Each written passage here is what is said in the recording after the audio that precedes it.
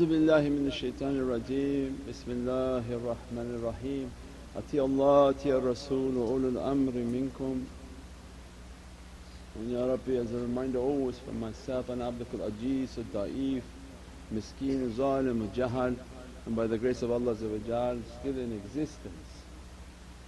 And always a reminder only for myself that when we talk, it's talking to myself that in this holy month of Rabiul Awwal, the month of Milad al-Nabi, the month in which Allah going to bring to life through the zuhur in the presence of Sayyidina Muhammad his ancient deen, ancient religion of Islam, and bring into this dunya Allah's ancient kitab al-Qur'an al-Majid, that Allah going to bring Khatam al-Nubuwwah, the seal of prophecy, with the arrival of Sayyidina Muhammad. So many realities in this month, its opening, that all the milads in the world and all the praising in the world won't be enough to show Allah our gratefulness of how much Allah gave to humanity, to jinns, to all creation, an immense reality.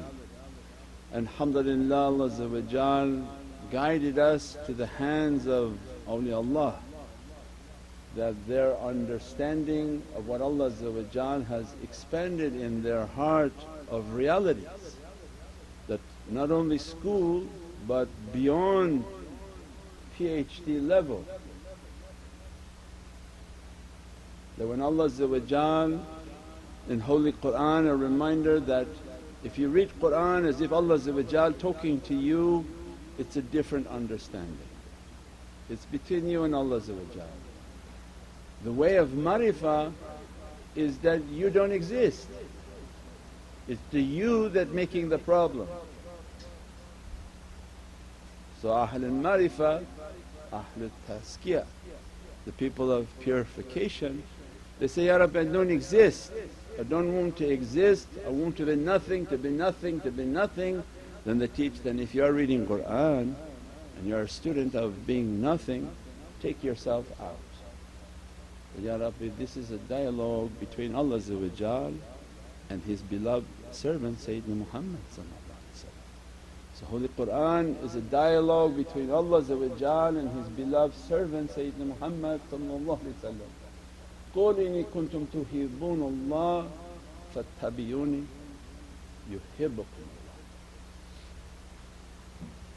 اللَّهُ. 3rd surah, verse 31. There are ayat al-Qur'an al-Majid al-Kareem that are keystones for the way of marifah, and you'll see all awliyaullah from beginning to the Day of Judgment will keep talking about specific ayahs of Holy Qur'an, because they are key into opening the heart of the believer. قُلْ إِنِي كُنْتُمْ تُحِبُّونَ اللَّهَ. And they come and teach that as soon as qul appears, every other creation is moved out of the way. Qul, nobody can hold qul off. Al-Qur'an al-Majid, Izzatullah, the reality of all quwwah and power is moving in that qaf. It comes to the lam, and the lam is a L for those who are reading in English, which stands for the lisan al-haq. So what makes it to be a Divinely speech is the qul. So Qaf al-Qur'an al-Majid comes upon that lam, and they teach us that nothing can hold that reality. There's not an angel and there's not a prophet that can contain that, because Allah says, if we reveal our Qur'an to the mountain, it will be qashiyah, dust. But we reveal it to the heart of Sayyidina Muhammad and firm that the reality of Prophet is created to carry that reality. As soon as the qawl appears in Holy Qur'an, then the understanding in the heart that this is a secret that Allah is bestowing upon Sayyidina Muhammad and it's a directive, or how to say, it's a command from Allah at a very supreme station, because now coming from highest realities of Izzatullah where the commands are coming. From that reality that qawl comes to Prophet becomes the qawl of Allah. And when Allah in Surah Al-Yasin describes my amr and my irada, it's in that heart of Prophet. Why is it found in Surah Al-Yasin? That the amr means the will of Allah is, we're talking about the light and malakut, the soul of Prophet. That I was a messenger before Adam and his clay and water. The light of Prophet is an ancient messenger in heavens, in malakut. And then when Allah's will is moving in the qalb of that light, the will that wants to be known becomes an amr, becomes an order. The will that not known and not been spoken is the irada inside the heart of Prophet. As soon as qawl comes, it's a command, qawl inni kuntum tuhibbuna Allah. At malakut, that qawl is for every creation that coming into existence. When you read their English, it is incorrect. And anytime you read a translation, it's that person's tafsir. They took the oceans of Arabic and reduced them to certain words in their language that they could think they understood. So when you read the English, it says, "Say, O Muhammad, to mankind." How they limited that reality. That قُلْ إِنِ كُنْتُمْ تُحِبُّونَ اللَّهَ is a mandate from the highest reality, that in every moment and in every second, that as my creation is coming into existence, if this creation is created from love, Allah is now giving the dictate of what that love should be. It's not something small. It's not Allah just said, if you are a follower of Islam you should love Prophet. Allah's words are ancient. We're talking from all the way in malakut, when it began, when it ends, we have no understanding. But the dictate from malakut is saying, قُلْ إِنِ كُنْتُمْ تُحِبُّونَ اللَّهَ. Tell them, who? Ancient Rasulullah. Tell all my creation as it's coming into existence, if they want my love, if this creation I have making is from love, if they want my love, now it puts a condition upon creation that don't assume whether from a flower, from a drop of rain, from insan, from jinn, from aliens we have no understanding about, life on moon, life on the sun, everything in Allah's creation He's giving a dictate, a mandate and an order. If you want my love, if you want my love, fattabi'uni. If you want my love, follow Sayyidina Muhammad. Follow Sayyidina Muhammad and you will be yuhibbukumullah. So it's not about me and you, it's about everything in creation. They want us in the way of marifah to go beyond the box and the limited mind and think from the world of light. An ancient word from Allah. These are mandates in paradise. Any creation that's going to come into existence, it has to be with Divinely love.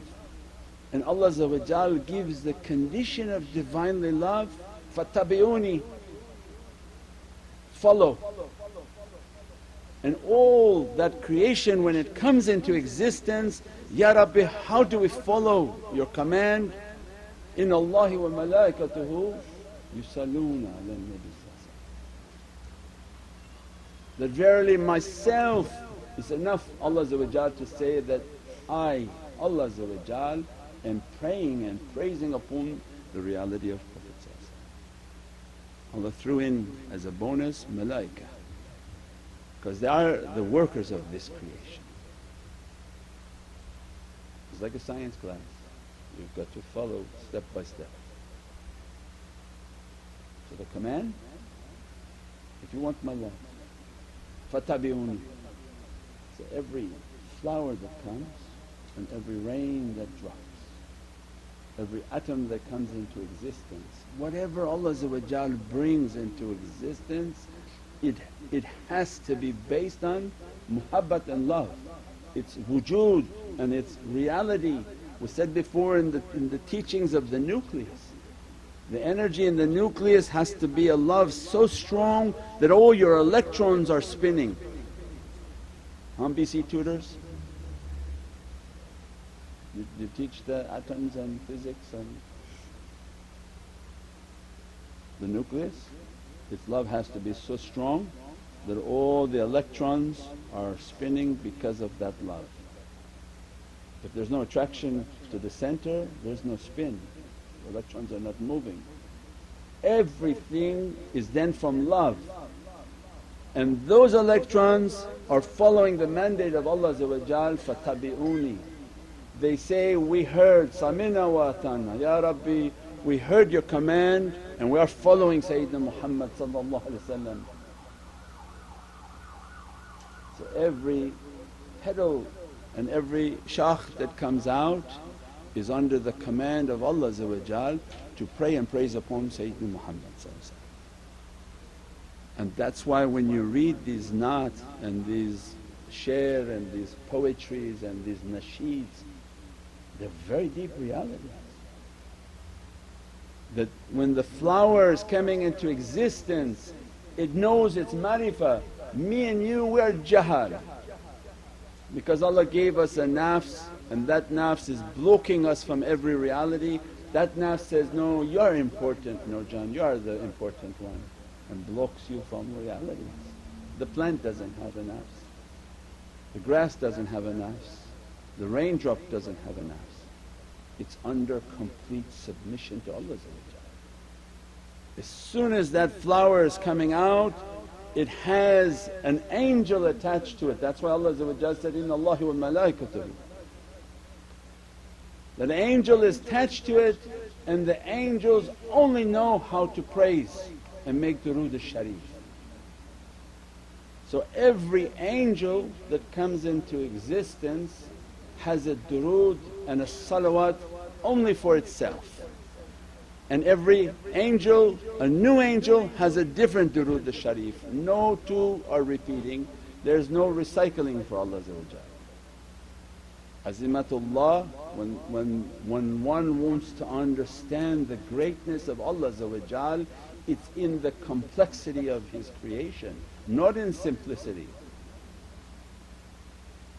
It's the complexity, Ya Rabbi, to baffle the mind and the heart that you make a new angel for every creation, for every drop of rain. Yes, and each angel different from the other angel, because everything has its unique identity, nothing is duplicated. When that drop of rain comes, it has its own angel, it has its own salawat, it has its own colour and manifestation. And every flower that manifests has an angel that bringing it to manifest, and that flower has its own salawat, and based on its salawat it is making the fragrance and the beauty and the fragrance of that flower. I think we have that in our naat, that the roses praise you and its fragrances are coming. These are all these naat. These awliya Allah understood this marifah, and they want to convey the marifah through the nasheeds. Because if you sing it, you're saying it. It's like a classroom. In poor days the classroom had no books, so everybody just keeps saying it, saying it, saying it until you memorized it. Same reality. These were oral transmissions, oral traditions, that as soon as you praise on these naats and these nasheeds and these salawats, they were all haqqaiqs. Every flower is getting its unique fragrance from each praise that Allah gave it to praise upon Sayyidina Muhammad from tabi'un. And as a result of fulfilling Allah's command, yuhibbukum, Allah's love upon His creation. And describes that Prophet light like the sun that illuminates, its rays dress everything and give it its realities and give it its blessings. These deep realities that are coming from the love of Sayyidina Muhammad and all worshipness for Allah only. This has to do with its reality. The way of reality, we said, and the video came out today on Saturday. Insan, where am I from? You find your mother, that'll tell you where you're from. If you can't find your mother, you'll make your whole life to find who your mother was. That's not a worshipness, worship is for Allah. Now go deeper and say, Ya Rabbi, I found my mom, but I want to know really where my soul came from. Worshipness is always Allah, but this is in the way of who knows himself, will know his Rabb, will know all that governs him, and that your light comes from the light of Muhammadun Rasulullah, as if all creation from Muhammadun Rasulullah. So everything that Allah is going to bring into existence is given an angel to be an authority over it and given its unique salawat. Based on that salawat, no two are the same. It has its appearance from that durood, it has its fragrance from that durood. Everything about it is based on that durood al-sharif. If they follow Allah's command, yuhibbukumullah, Allah's love be upon them. Means then these associations are the associations of haqqaiq and realities. They're trying to take insan towards an immense reality, that with these lights and is the reality of yourself. We said before, Mawlid the Nabi is not only the celebration of Prophet's life, it's the celebration of your life and your existence. You have no existence on this earth if Muhammadun Rasulullah was not created. Where Allah make your soul from? From Allah? Then you become shareek with Allah. No partner with Allah. You don't go back to Allah. Allah is Allah. It's like the computer thinking he's with you. I'm with Hisham. So no, I unplug you and I have nothing to do with you. You're a device, you're something I've made with my hands. You're not from the Creator. The Creator is completely out of that ocean of reality. This is the ocean of creation, and in that ocean of creation, how to identify the self, that it's following everything, is following that command. So then imagine the immensity of Milad al-Nabi, that all creation is thanking Allah for its existence on that day, that month. There's no time for Allah. This is a hijab in which insan, which creation is moving through these veils. When it hits the third month, this is the reality of the soul. He said, one for Divinely Presence, two is the ocean of power that mimics the one, three is all of creation, the Adamic reality. One is Ahad, the two is the reflection of that one Wahid, and three we're all coming from that. So the secret of three is the ocean of creation. So in this Rabiul Awwal, as soon as that hijab opens, everything is praising upon its reality. That, Ya Rabbi, praising Allah that you gave us an existence through the existence of Sayyidina Muhammad and how Prophet in his marifah is moving towards Divinely Presence and realizing that everything from that light. And Prophet's reply to Allah, Ya Rabbi, nobody can praise you like you can praise yourself. Nobody can praise you like you praise yourself. Means that once Prophet on Isra wal Miraj is being dressed by all the realities, carrying all the realities, that who can sustain that? That's not something insan can sustain. Only Allah can sustain this Divinely heavenly power. The Prophet is giving for us to understand this is a Divinely power that only Allah can keep that power going. And that's why when the Sahabi asked, Ya Sayyidi Ya Rasulullah how to make salawat upon you? Say, Allahumma salli ala Sayyidina Muhammad wa ala ali Sayyidina Muhammad. Means even our durood al-sharif is a zikr of Allah first. Allahumma salli ala Sayyidina Muhammad.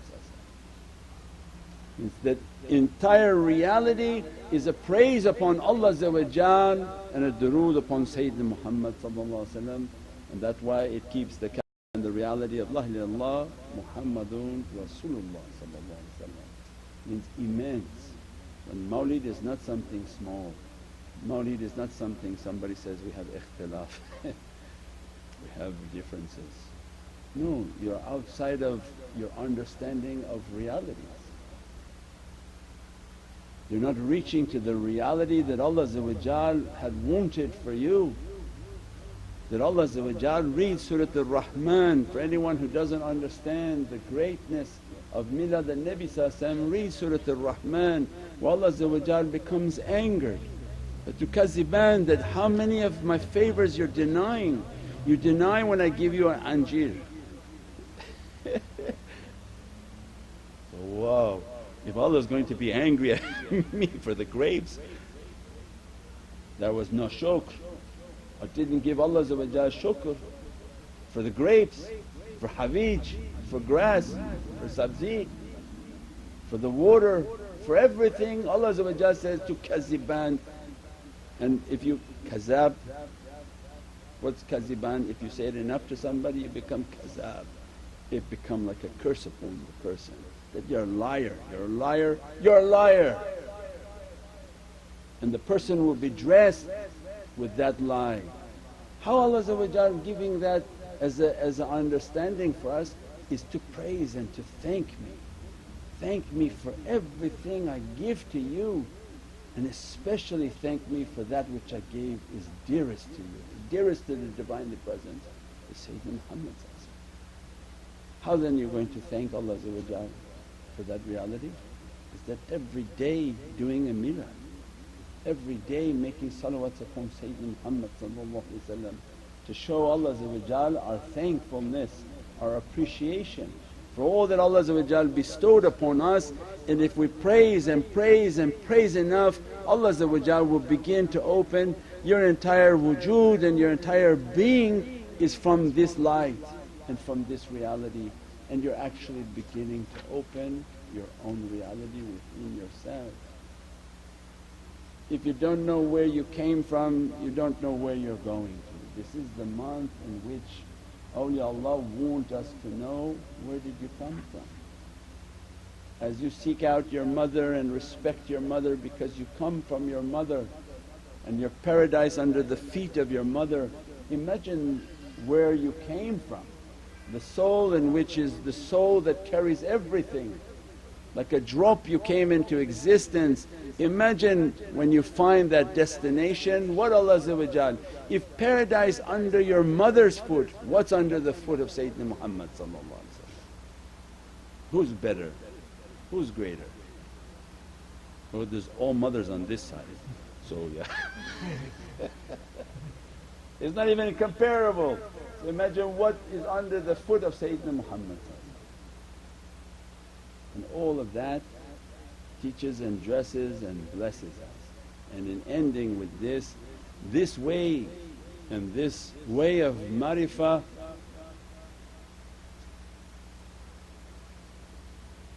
asks for us to safeguard our heart. Safeguard your heart, safeguard your eyes, safeguard your ears. That the ulum, the knowledges of awliyaullah, they are knowledge in which to illuminate the soul and uplift the soul in its darajats. As soon as someone hears from that reality, at night time it will be asking Allah when the nafs is out of the way, Ya Rabbi, I heard this reality, this haqqaiq, and I want to be dressed from it. Allah swim in that ocean. In these days there are so many who talk, and their talk may be pleasing to people, and they remind it's not the talk that's important but the vessel in which it's being delivered. Everybody may come to you and say they have a water, but if this cup is poisoned or this cup is dirty or this cup is filthy, whatever you put into your mouth will make you sick. So not that everybody who speaks is going to illuminate, say, oh mashaAllah Shaykh, this one he talks like this one talks like this one talks like that. The schools of tariqah come to teach adab, teach manners, teach good characteristics. That cleans the cup. When the person has been taught to have respect, to talk politely, not to backbite, not to cheat, not to steal, not to spread gossip and rumours, and definitely not to curse and scream. There are people now leading big demonstrations all over the world, screaming, yelling, shouting like a barking dog. There's no connection with Prophet. Doesn't matter what is in that cup, if that cup is dirty everybody will be poisoned by it. So don't, these are the last days where great fitna is coming, great dajjals are coming, and they come to take people into azab. They come like a Pied Piper to take the mass of people into their Jahannam, into their burning, into their difficulty. They're not coming to save people. That's why they train the school of adab that they have to talk nice, they have to be polite. If you ever attend and find that they're talking incorrectly, they're spreading rumours, they're lying, they're gossiping, and they begin even to curse and say awful things. How can a scholar speak like that from his mouth? If you are supposed to be fragrancing your mouth and your heart with the love of Sayyidina Muhammad, how you can contaminate with those? And that's the warning, that all of this ulum and all this teaching, but also the finity of adab, the finity of good manners, good characteristics. When you look and see that there is not good manners and the characteristic is incorrect, doesn't matter what's being said, you're going to be poisoned. Run, run. Run from one whose character is not good, manners are not good, yelling and screaming is not good. It's a poison coming. That's how the angels fell. How the angels fell when Allah tested them and they said, Ya Rabbi, why are you making a Khalifa? This Khalifa going to make a lot of blood. Can an angel possibly ever talk back to Allah? How did they fall? Because their teacher was shaitan. Shaitan was teaching, Azazil was teaching them, and their knowledges were growing and they were following.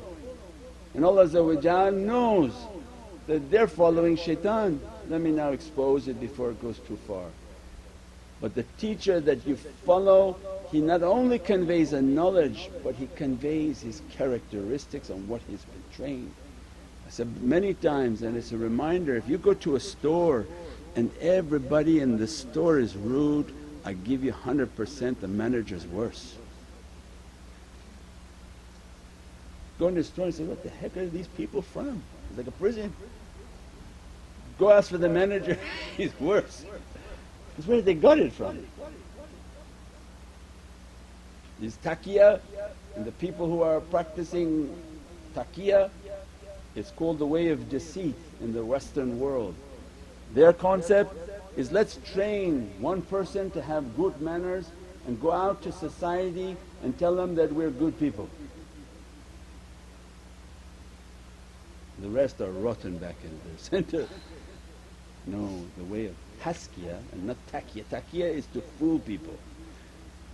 They have these groups now, they're training one ambassador to be polite and sit him down and teach him manners and say, now you go out and tell people, we're good, we're Muslims, we're good. If that anybody should enter into their centers, they'd be surprised that they're crazy, they're not good. Taskiya is make all your people good, and anyone is welcome to step into here and talk to anybody here and see if they have bad manners. It's taskiya, not takiya. We're not trying to cheat and deceive. But taskiya, that train all your people to be a reflection from you. If the teacher's good, the manners are good, the students will be good, their character will be good. The ulum and the knowledges that come from them should have a power and a light. We pray that Allah keep our feet on their feet of awliyaullah, keep our tongue on the tongue of awliyaullah, keep our eyes and our ears on the eyes and the ears of awliyaullah. Their nazar be upon us. Subhana rabbika rabbil izzati amma yasifoon wa salaamun al mursaleen walhamdulillahi rabbil alameen bi hurmati Muhammad al-Mustafa wa bi siri Surat al-Fatiha. سيدنا النبي سيدنا النبي سيدنا النبي سيدنا النبي